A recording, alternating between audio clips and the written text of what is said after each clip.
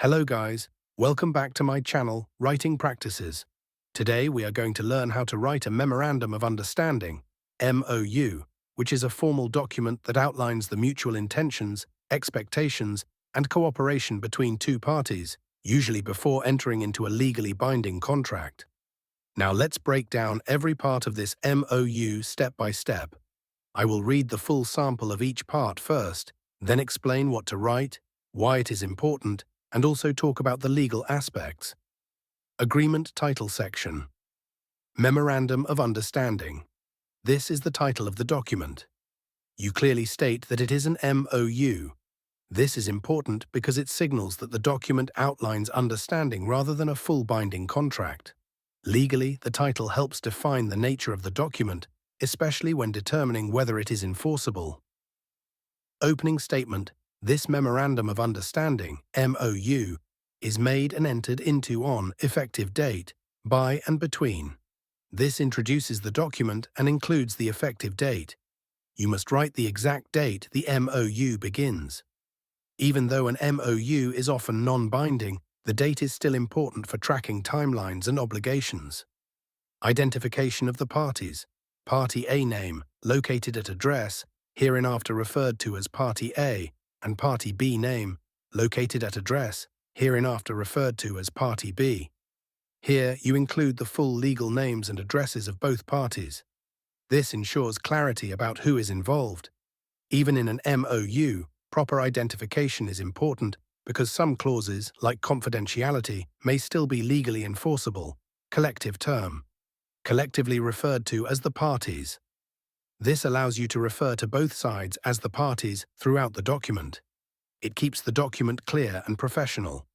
Point number 1. Purpose of the MOU. The purpose of this MOU is to outline the mutual understanding and intentions of the parties regarding, clearly describe the objective, collaboration, or project. This section explains why the MOU exists. You must clearly describe the objective or project. This is important because it sets the direction of the cooperation. Legally, it provides context that can help interpret the agreement if any issues arise. Point number 2. Scope of cooperation. The parties agree to cooperate in the following areas. Provide detailed description of activities, responsibilities, and expected outcomes. Here, you describe what the parties will actually do together. You must include detailed activities and expectations. This helps avoid confusion and ensures both parties are aligned. Point number 3. Roles and responsibilities. Party A shall list responsibilities. Party B shall list responsibilities. This section clearly divides responsibilities. You must list what each party is responsible for. This is important for accountability. Even in a non-binding MOU, this can still guide performance and expectations. Point number 4. Term and duration.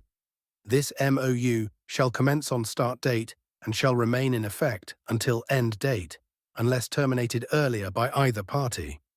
This defines how long the MOU will last. You must include start and end dates. This is important for planning and coordination between the parties. Point number 5. Financial arrangements. The parties agree as follows. Specify whether there are financial obligations, cost sharing, or if the MOU is non-financial. This section explains whether money is involved. You must clearly state if there are payments or not. This is important because financial misunderstandings can easily lead to disputes. Point number 6. Confidentiality. Both parties agree to maintain the confidentiality of any sensitive or proprietary information shared under this MOU and shall not disclose such information without prior written consent. This protects sensitive information. Even if the MOU is non-binding, confidentiality clauses are often legally enforceable. This is very important when sharing private or business information. Point number 7. Non-binding nature. This MOU is intended to outline the understanding between the parties and does not create a legally binding agreement, except for provisions related to confidentiality or other explicitly stated binding clauses. This is one of the most important parts. It clearly states that the MOU is not legally binding, except for certain clauses. Legally, this protects both parties from being forced into obligations They did not intend to be binding. Point number 8. Termination. Either party may terminate this MOU by providing number of days written notice to the other party. This explains how the MOU can be ended. You must include notice requirements. This ensures both parties can exit the agreement properly. Point number 9. Dispute resolution. Any disputes arising out of this MOU shall be resolved through negotiation, mediation, or other agreed method. This section explains how conflicts will be handled.